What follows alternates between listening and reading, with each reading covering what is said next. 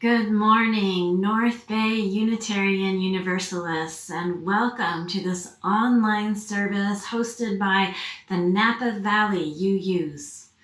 Welcome, UU Congregation of Marin. Welcome, UUs of Petaluma. Welcome, UU Congregation Santa Rosa, and welcome, UU Fellowship in Chico. Welcome to anyone else from anywhere else. We are so happy to have you all with us today. I'm Reverend Dr. Leisa Huyck, and I am the minister in Napa, and with me this morning as our celebrant is Kate Moon. Brian Shaw is our musician, and we'll have some very special other guest musicians with us later today. Unitarian Universalists are people who enjoy and celebrate diversity. Diversity of theological expression, diversity of music, skin color, gender identities, sexual orientation, cultures, economic situations. We enjoy learning from each other about our different backgrounds and life experiences. Each week, we gather to connect with each other and to pay attention to both the beauty and the brokenness of our shared life on earth. We gather to be part of something bigger than ourselves and to explore new relationships and ways of being. Whoever you are and whatever you seek, you are welcome here. Throughout the month of February, these 5 Unitarian Universalist congregations have been asking the question, what does it mean to be a people of beloved community? It's an interesting question. How would we know? None of the human systems we American Unitarian Universalists participate in embody the beloved community as described by its original proponents. Not our society, nor our nation, our cities or towns, not our congregations, nor our beloved UU association. Perhaps we might better ask, what does it mean to be a people who long for beloved community, who strive for beloved community with all our minds, our bodies, our hearts, and our spirits? These questions beg the further questions. What is the beloved community? Is it something we can bring into being? If so, how? In today's service, we'll explore some of these latter questions. So come now, let us bring our whole selves to this time and let us worship together. We'll begin by centering through music.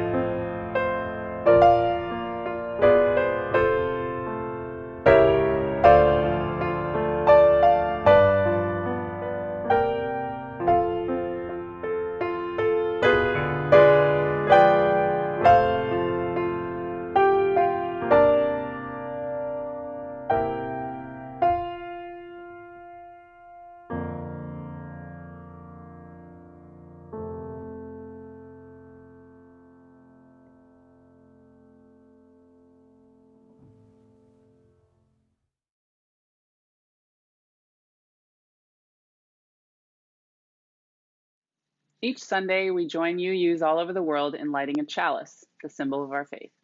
You're invited now to light your own chalice at home or a candle. As I speak these words from the Reverend Mark Morrison-Reed, one of Unitarian Universalism's great African American ministers and scholars. The central task of the religious community is to unveil the bonds that bind each to all. There is a connectedness, a relationship discovered amid the particulars of our own lives and the lives of others. Once felt, it inspires us to act for justice. It is the church that assures us that we are not struggling for justice on our own, but as members of a larger community. The religious community is essential, for alone our vision is too narrow to see all that must be seen, and our strength too limited to do all that must be done. Together, our vision widens, and our strength is renewed.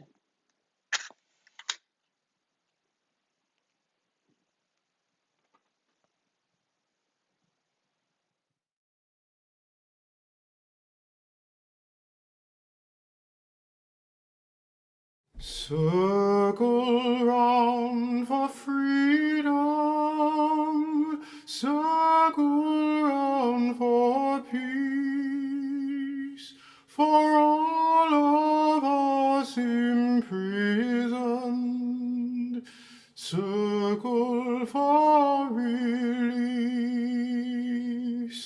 circle for the planet, circle for its soul, for the children of our children. Keep the circle whole. Circle round for freedom. Circle round for peace. For all of us imprisoned, circle for release, circle for the planet, circle for its soul, for the children of our children.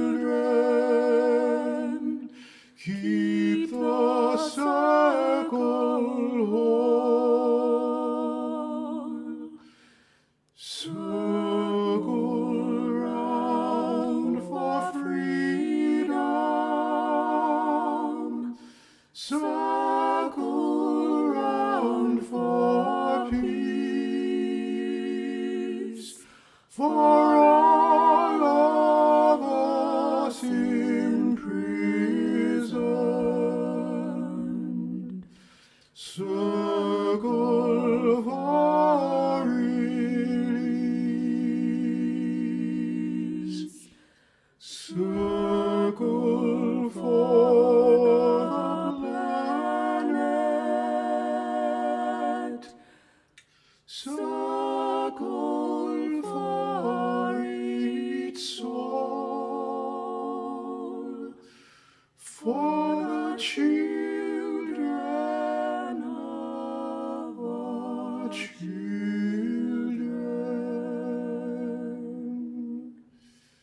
Keep the circle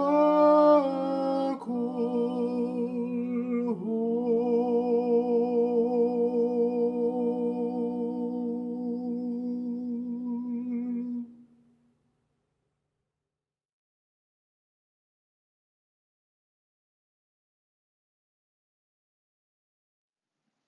I invite you now into a moment of receptivity and reflection as we share the joys and sorrows of this community. We make sacred the milestones of our lives when we share them with each other. We have here a bowl of water and some stones. The stones symbolize our joys and sorrow, and the water symbolizes our community, which holds them. If you would like to share your sorrow or joy with all here, you can type it into the chat and choose a stone to represent what you have shared. If you have a joy or a sorrow or even just a concern that you do not need to share with everyone, type stone into the chat and choose a stone to represent what you are keeping in the silence of your heart.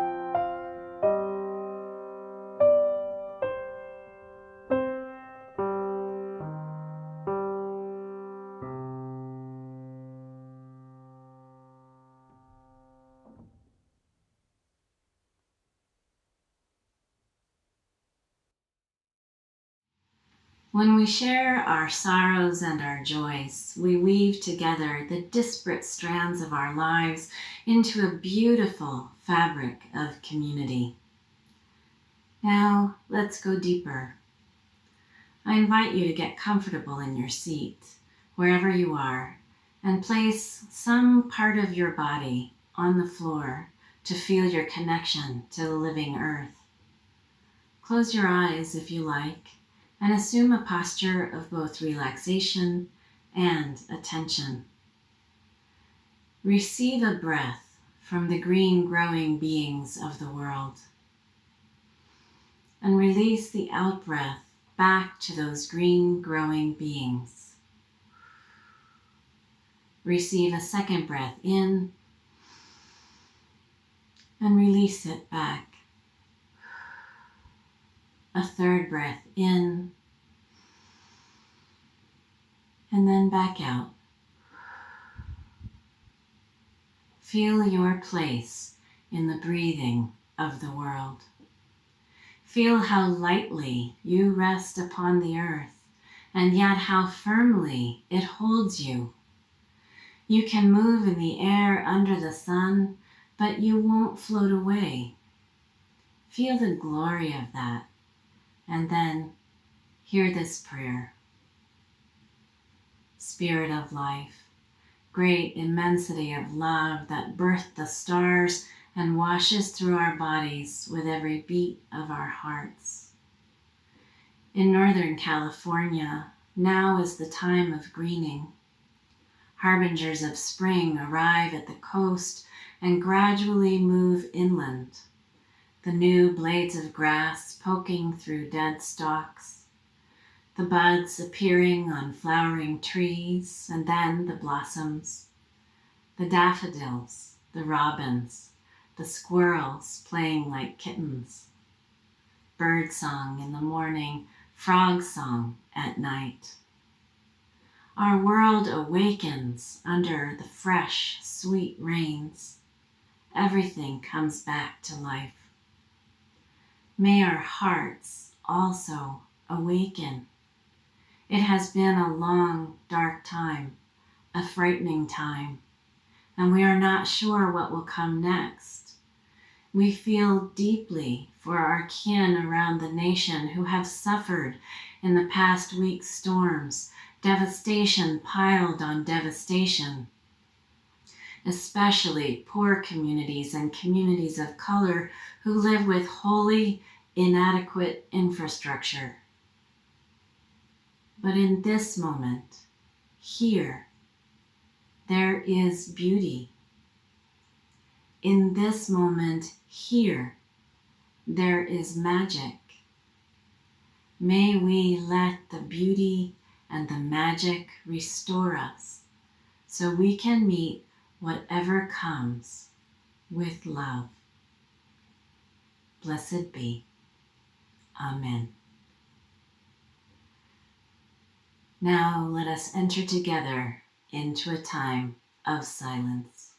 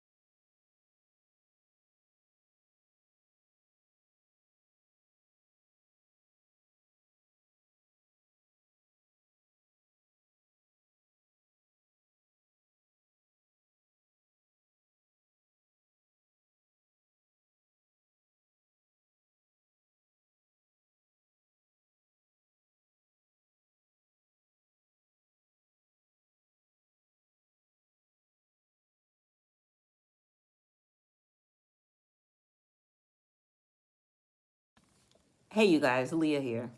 So I'm going to sing a song for you. And it's cool if you just want to listen. But it'd be great if you feel like singing along or maybe doing the moves that I'm going to do.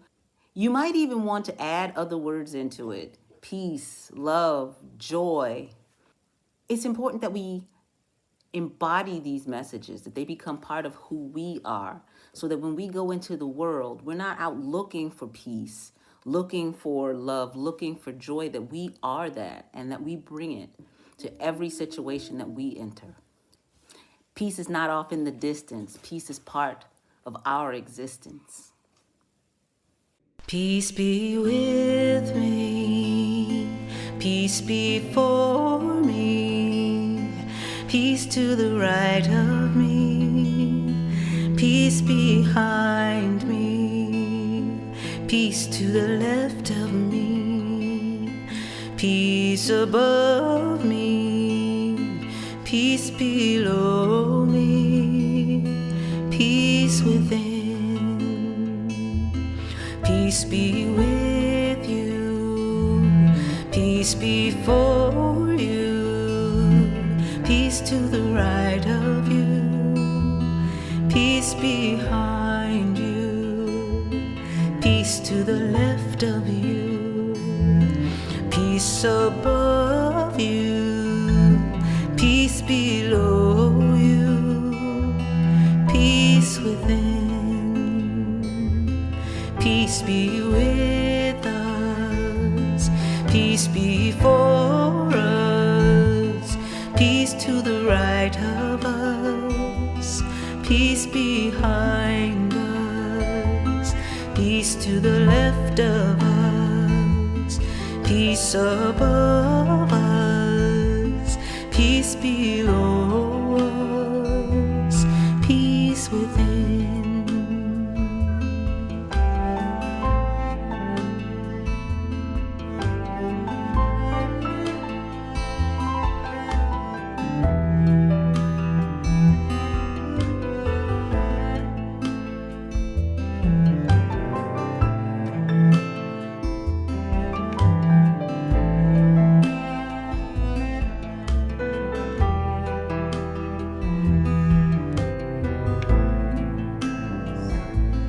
Peace be with us, peace before us, peace to the right of us, peace behind us, peace to the left of us, peace above us, peace below us, peace within. Peace within, peace within, peace within.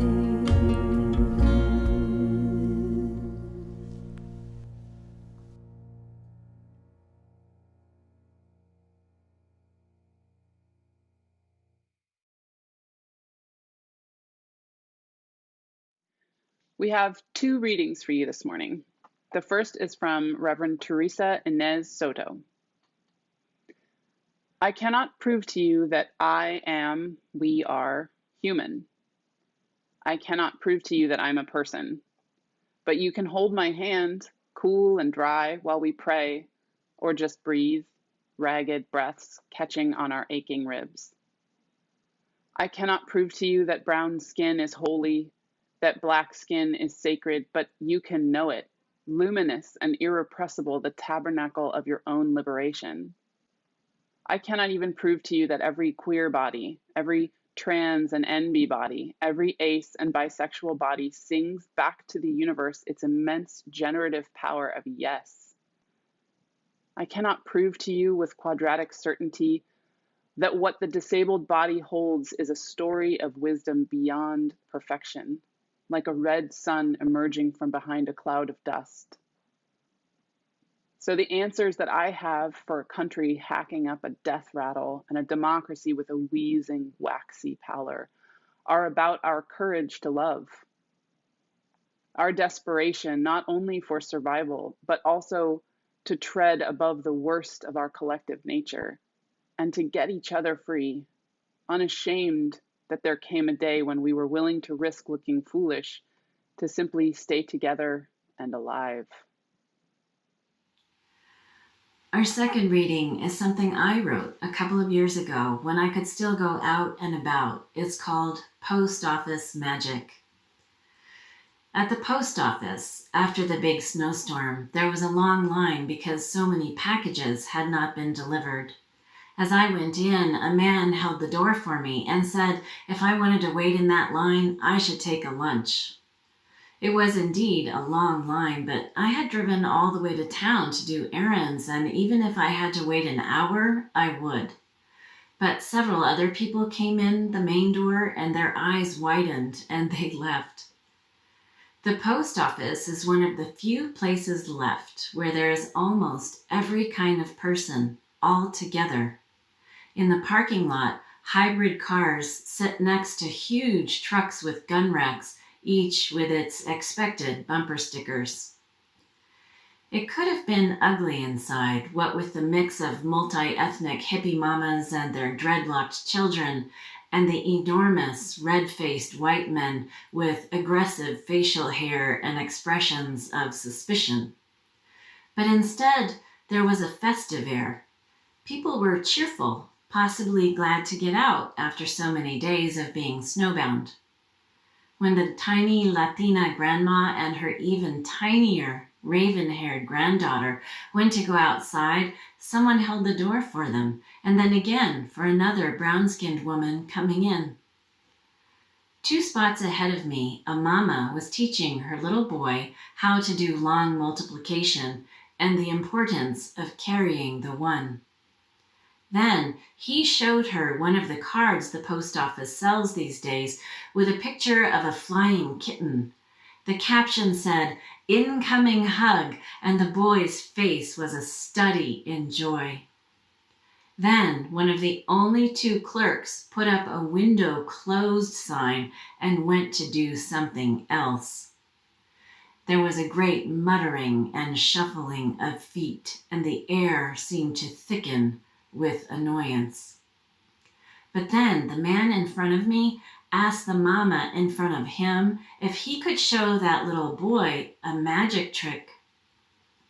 I moved right around so I could see too, and the magician made some coins disappear. Then he pulled out a playing card and said it was his birthday and that sometimes on his birthday he could pull on a card and make it stretch out of shape. And then he did just that. We were all so engrossed that we didn't notice that another clerk had come out and it was now the mama's turn to pick up her packages. As I went back to my spot behind the magician, I saw those red-faced white men and they were grinning like little boys themselves. Our country is said to be in very bad shape, and I know it's true, and that there is this huge divide. But I know the answer now. I've seen it at work. All we need is a little magic.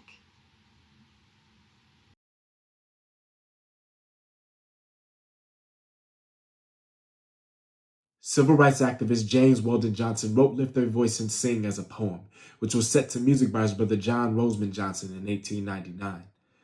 The song is now known as the Black National Anthem in America. It is a protest, a hymn, and a prayer of profound significance for our people. We lift every voice and sing to express ourselves. We lift every voice to show that we have strength in numbers and we will not be silent.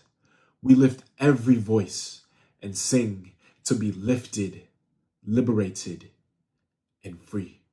Freedom, the power to determine action without restraint. Freedom, the absence of or release from ties, obligations, or restrictions. Freedom, the ease or facility of movement or action. Freedom, frankness or boldness in manner or speech. Freedom, a political right. Until we are all free, none of us is free. Black lives matter. Black lives matter. Black lives matter.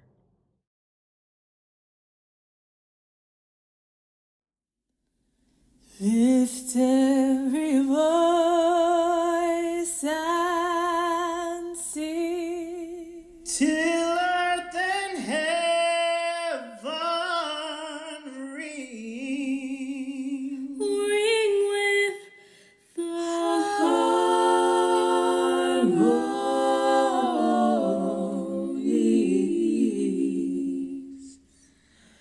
of the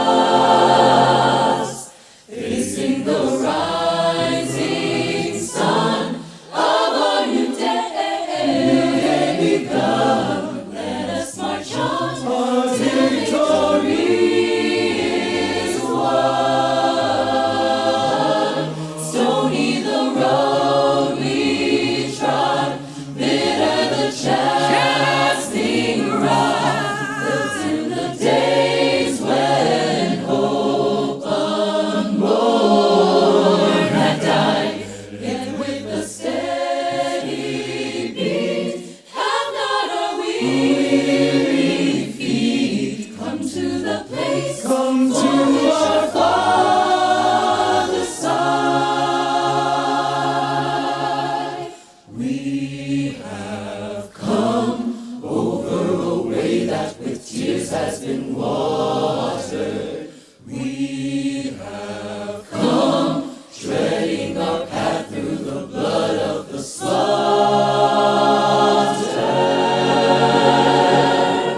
Out from the gloomy past, till now we stand at last, where the white gleam of our bright star stands.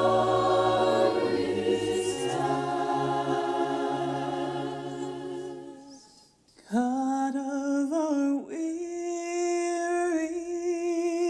ears, God of our silent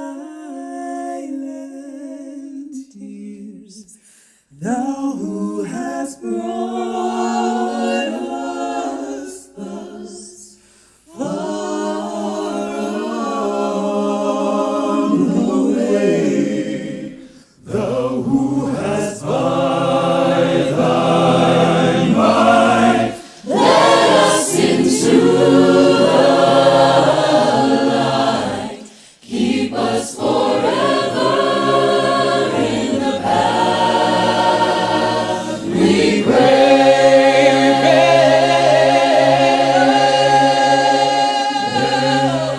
Oh, let's not be straight from what God where we hearts drunk with the wine of the world, we forget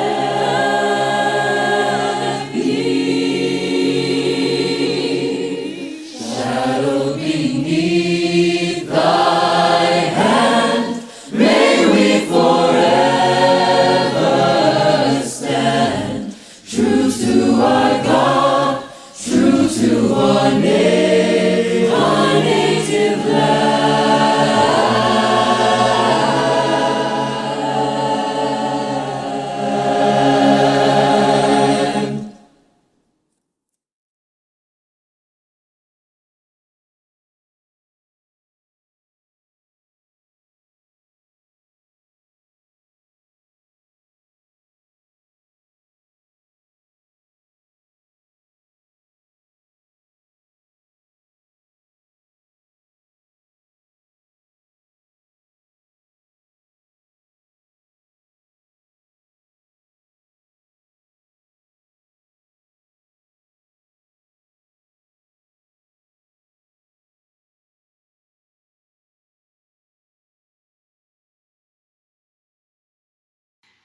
Imagine this: a kindergarten class in San Jose, California in 1968.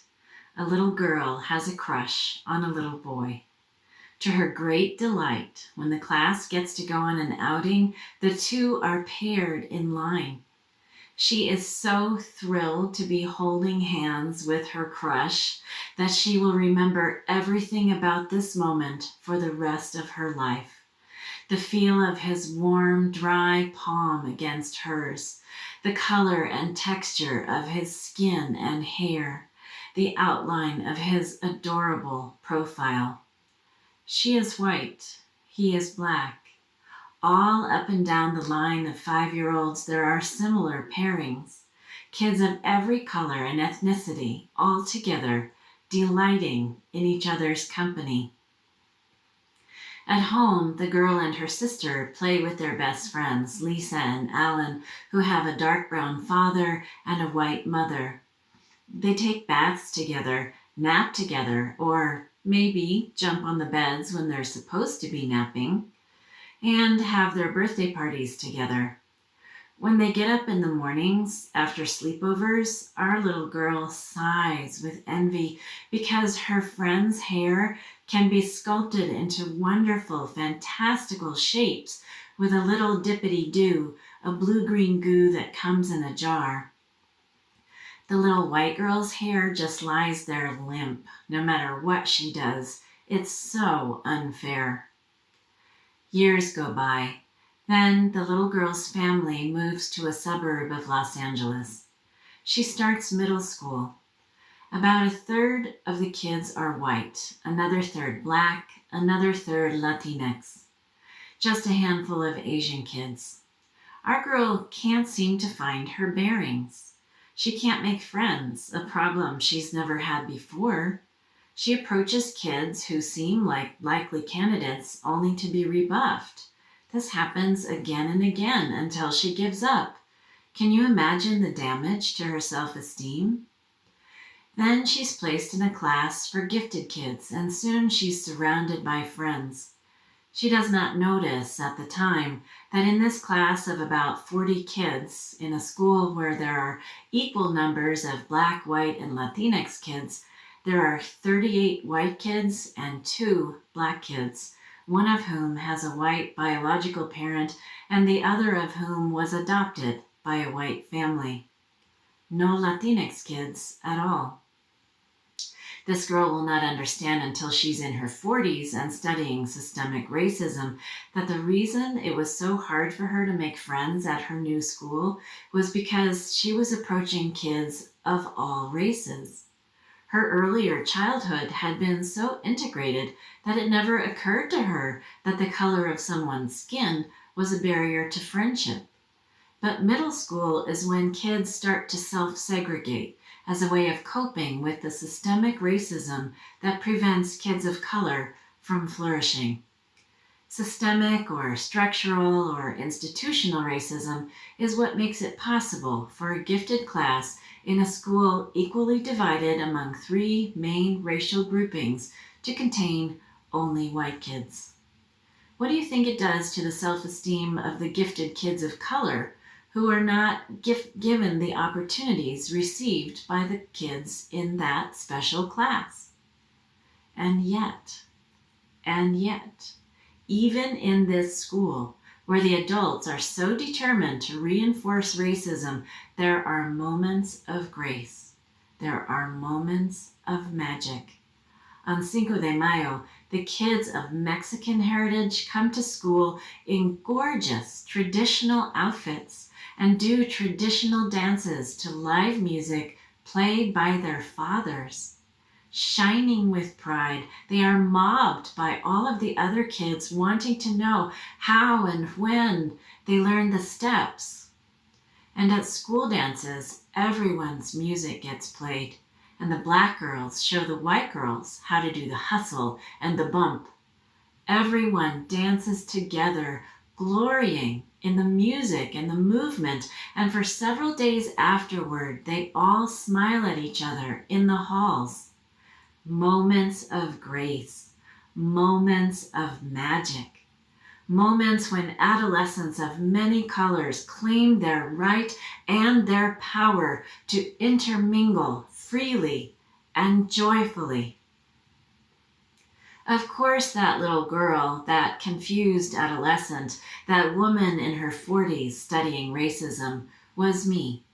And it was my unusually integrated childhood and those moments of grace and magic at my middle school that gave me the profound, unshakable, and indelible knowledge that beloved community is not only possible, but the natural order of things if only we can dismantle structural racism. So what is beloved community? The phrase was first coined by Josiah Royce, a European-American theologian of the 19th and 20th centuries. Royce began his work on community in response to the line of theological reasoning exemplified by Emerson on the primacy of the autonomous individual. Royce pointed out that since all peoples come into being in community, improving community is where we should put our efforts to improve human beings. He called his ideal the beloved community, which he defined as a spiritual or divine community capable of achieving the highest good as well as the common good. He wrote that every proposed reform, every moral deed is to be tested by whether and to what extent it contributes to the realization of the beloved community. When one cannot find the beloved community, she needs to take steps to create it. And if there is not evidence of the existence of such a community, then the rule to live by is to act so as to hasten its coming. He capitalized each of those last few words, to act so as to hasten its coming. African-American minister and theologian Dr. Howard Thurman took up this concept of beloved community and put it into action. Thurman was the dean of chapel at Howard University when in 1943 he was approached by a multiracial group of ministers from San Francisco who wanted to start an integrated church there. Thurman and Presbyterian minister Alfred Fisk shared the pastorate of the Church of the Fellowship of All Peoples for 9 years. At that point, Thurman and his wife moved to Boston, where he became the first Black dean at a white university, Boston University. Thurman wrote, "During the years when the church was being developed, it became increasingly clear that the mere presence of people of different ethnic or cultural backgrounds in the membership did not mean that the church itself was integrated. The coming together of people in such institutions must be rooted in natural communal association. They must be able to participate meaningfully in the various phases of their living if their relationship is to be positive and creative. Meaningful experiences of integration between people are more compelling than the fears, the inhibitions, the dogmas, or the prejudices that divide. If such unifying experiences can be multiplied over an extended time, they will be able to restructure the fabric of the social context." Martin Luther King Jr. read Royce and often heard Thurman speak in seminary. He was galvanized by the ideal of the beloved community and inspired by how Thurman had put it into action. And his encounters with the writings of Thoreau and Tolstoy on civil disobedience and the philosophy of Gandhi's active nonviolent resistance showed him a path for how to achieve it. At first, King wanted nothing more than to end segregation. Then blacks and whites would be free together from racism, and the beloved community would come into being. Then he realized segregation was only the tip of the iceberg. He realized that all forms of oppression and exploitation, from poverty to militarism to racism to ecological destruction, were interwoven, and all were killing the whole planet and all her peoples.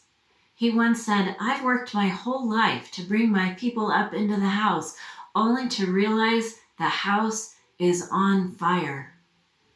And so his vision broadened to encompass the whole globe. He wanted to bring about a world in which every person flourishes because the whole community of life does, and the whole community of life flourishes because every person does. This would require economic justice, racial justice, social justice, environmental justice. And the only way to bring all of these about was through a complete nonviolent revolution, a complete restructuring of economies and societies grounded in love. He began his work on the Poor People's Campaign, intended to bring poor blacks and whites and people of all colors together to demand this restructuring. And it was at this moment that Dr. King was assassinated. Ending segregation was one thing. Threatening capitalism was something altogether different. Dr. King's assassination was followed less than 2 months later by that of Bobby Kennedy, a major white supporter of the Poor People's Campaign. In 1968, the June before I started kindergarten, I remember my father coming out of the post office crying, and when we asked what was wrong, he said Bobby Kennedy had been shot. Even though my family was liberal Democrat through and through, there had been no tears or mourning for Dr. King. The first time I even heard of him was when I was about 7 and read a book about Black people who had been awarded Nobel Prizes. I was so happy that segregation had been ended. I thought that meant racism was over. But as I later so painfully learned, it was not. And as we know now all too well, it is still very much alive. One of the dubious silver linings of the pandemic is that it has laid bare for all to see the inequities in health and educational access and wealth that have accumulated over generations of discrimination by institutions that favor whites.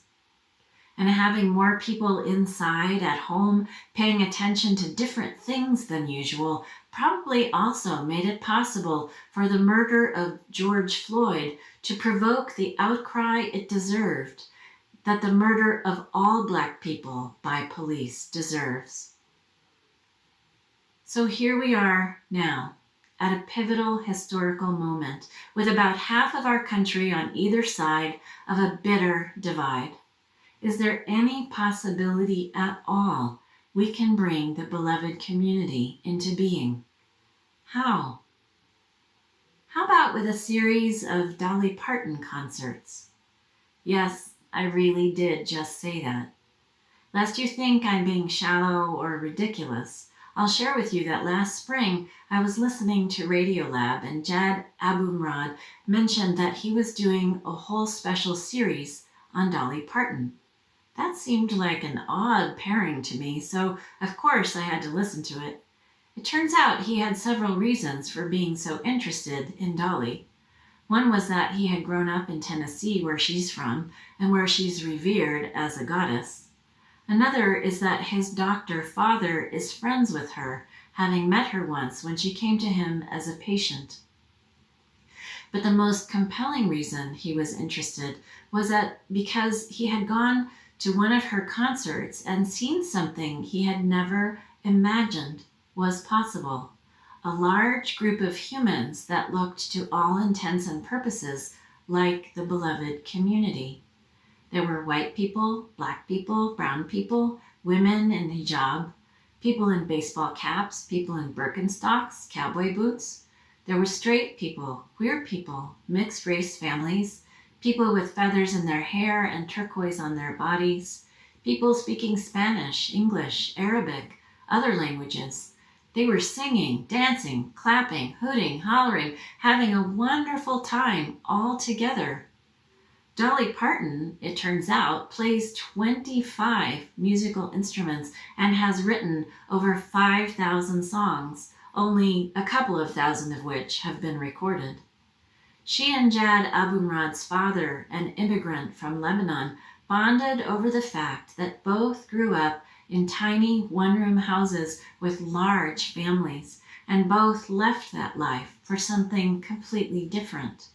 A brilliant, shrewd businesswoman who takes care of every member of her family, Dolly Parton does not call herself a feminist, but is a pioneer among women musicians with a large body of work written for women about women's concerns. I was astounded as I listened to this series because I was ashamed to realize I had been taught by the sexist, dominant culture to dismiss Dolly Parton as not being a serious musician, having as she did that unusual figure and coming as she did from the culture of poor whites in Appalachia. I would never have guessed that her concerts attract such a wide swath of humanity, but they do, because her music is honest. It is true to the human heart. It creates moments of grace, moments of magic. Of course, a moment shared together does not a community make. As Thurman recognized, true community happens when we share our lives over a long period of time, coming to love each other through the good times and the bad. But these moments of magic can spark real connection, and we can build on these moments of real connection to create something more, something bigger. It is real connection between human beings that leads one person to care about the welfare of another, that leads one whole group to care about the welfare of another. This is why nonviolence actually works, because its purpose is not to win, but to reconcile, to make enemies into friends. What opportunities might there be in our communities to create such moments of connection? How can we prepare ourselves to both create them and then act on those moments of grace, those moments of magic? Practice, practice, practice. Magicians practice for hours, and so do musicians and dancers, artists and activists. When Rosa Parks sat down on the bus that day, she had been training and practicing for more than 10 years. Our congregations and our association are places where we can practice many things vital to building the beloved community. Creating beauty and delight with art and music and meals, making and keeping covenants, nonviolent communication, anti-racism, centering the voices of marginalized people, creating justice among our own members, participating in interfaith community organizing groups that gather people of all colors and stations in life to accomplish shared goals. And we also need to go outside of our comfort zones and practice there. We can visit the East Bay Meditation Center and learn about their agreements for multicultural interactions. We can get training in active nonviolent resistance in multicultural environments. We can practice talking with people who are extremely different from ourselves. For example, we can join Braver Angels, which brings people on both sides of the political divide together to talk to each other. We can join the Current Day Poor People's Campaign. Practice, practice, practice. To really love, we must practice. And then someday, if we ever again find ourselves at a dance or at the post office or at a concert, and we look around and see a genderqueer person using a wheelchair, and a homeless person with dirty clothes, and large white men with red faces and aggressive facial hair, and a black trans woman with tattooed eyebrows, a multi-ethnic hippie mama and her dreadlocked children, a Latina grandmother and her tiny granddaughter, and tough-looking youths of every color. Instead of seeing a potential conflict in the making, we might just see the beloved community, and then the magic can truly begin. May it be so. Blessed be.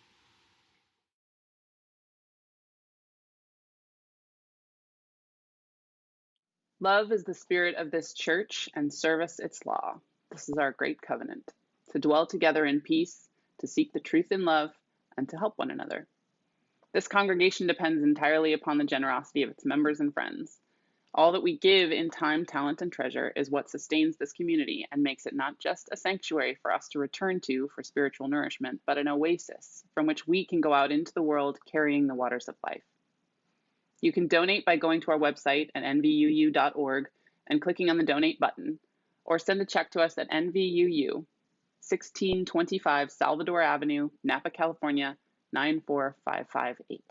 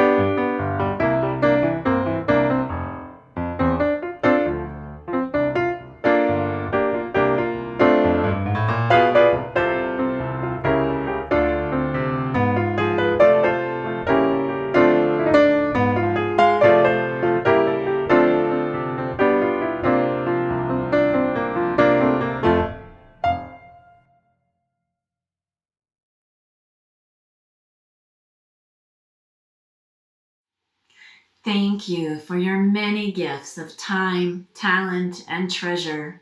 All you give and all you do help sustain not only these particular congregations, but also help build the beloved community in Northern California and beyond.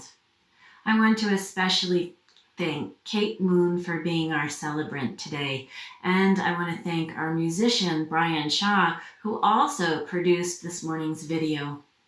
More special thanks to our guest musician, Dr. Glen Thomas Rideout, Leah Morris, the Stanford Talismans, and the UU Church of the Palouse.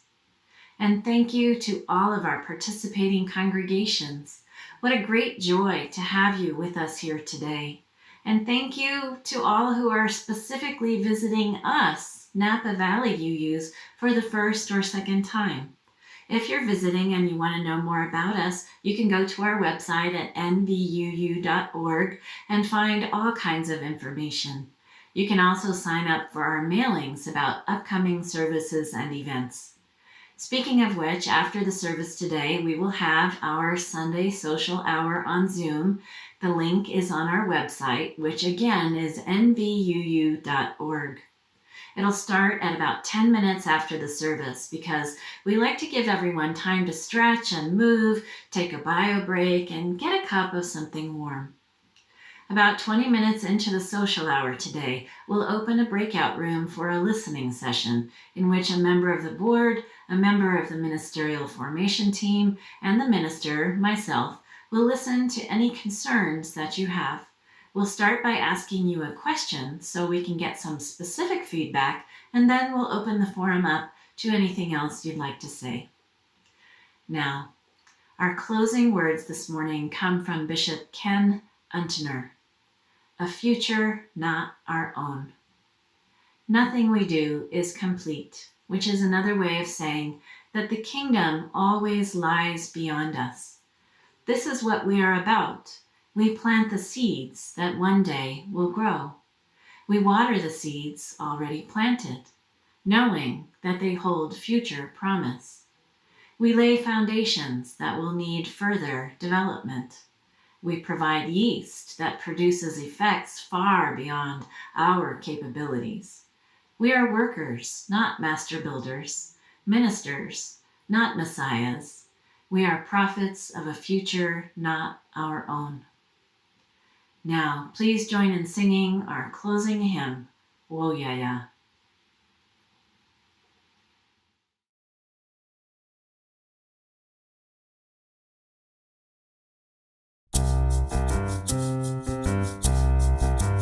We are going, heaven knows where we are going, but we know within, and we will get there.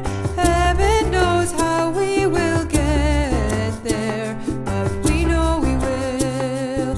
It will be hard, we know, and the road will be muddy and rough, but we'll get there. Heaven knows how we will get there, but we know we will. Woyaya, woyaya, woyaya, woyaya. We are going. Heaven knows where we are going, but we know within, and we will get there. Heaven knows how we will get there, but we know we will. Woyaya, woyaya, woyaya, woyaya, woyaya, woyaya, woyaya, woyaya,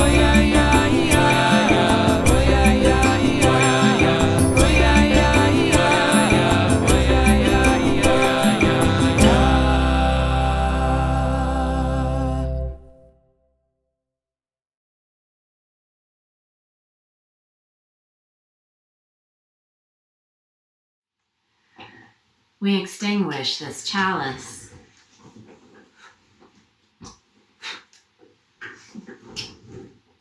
but not the light of truth, the warmth of love, or the fire of commitment. These we carry in our hearts out into the world until we meet again. Now, beloveds, I leave you with the words of Josiah Royce. When one cannot find the beloved community, she needs to take steps to create it. And if there is not evidence of the existence of such a community, then the rule to live by is to act so as to hasten its coming. Go and act. Just so. Go shining.